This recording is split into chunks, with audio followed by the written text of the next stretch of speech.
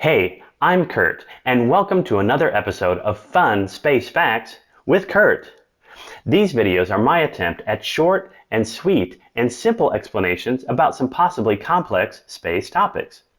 In this episode, we'll answer the question, why does it take 3 missions to land our astronauts on the moon's surface? Well, unless you've been living under a rock, you've probably heard that NASA has recently started up a new human lunar exploration program called Artemis. The main goal of Artemis program is to establish a permanent base on the moon and then make the leap into human missions to Mars.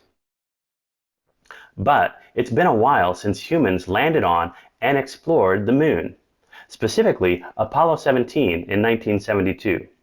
So given this 50-year plus gap, how do we quickly but also safely go back to living on the moon? Well, inventing brand new technologies is probably not the quickest way to do that. So NASA is using a lot of tried and true technologies from both the Apollo era and the Space Shuttle era to reduce risk and to increase our chances of success. Much of the rocket technologies we're using for Artemis are just a modern evolution of those that were used back in the Space Shuttle launch program. And much of the spacecraft and re-entry technologies we're using for Artemis are just a modern evolution of those used in the Apollo space capsule. But these are still new vehicles that have not been flight proven, and that's why it takes 3 missions before we actually try to land humans on the surface of the moon. The first mission, Artemis 1, launched in November of 2022.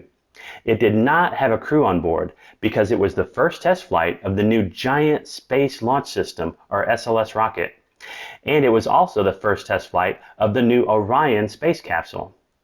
It was decided it would be too risky to put humans on that very first mission on those untested systems. But this first mission was completely successful, and so SLS and Orion are now certified for human missions.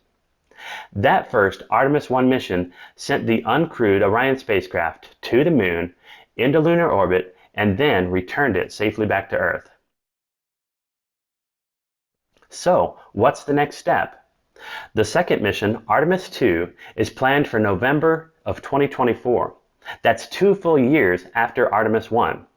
This mission will be fully crewed, and the astronauts have already been announced, and they are being trained for their mission right now. The next step is to basically follow a similar path that the Artemis 1 mission did, only with a crew on board. Artemis 2 obviously will not land on the surface of the moon. It won't even have a system that's capable of landing on the surface. But if successful, it'll prove that the systems are ready for longer and more complex crewed missions. So, what's the next step after that? Well, the third mission, Artemis 3, is planned for December of 2025, just 1 year after Artemis 2. And this will be the mission that will actually land our astronauts on the surface of the moon. So, the reason it takes 3 separate missions to land our astronauts on the moon's surface is because we need to take things slowly in order to reduce risk and to fully verify and fully certify the various rockets and spacecraft. Well, this may beg the question, why did it take us 11 separate missions back in Apollo before we landed our astronauts on the lunar surface during Apollo 11? Well, that's a really good question and probably worthy of a standalone video.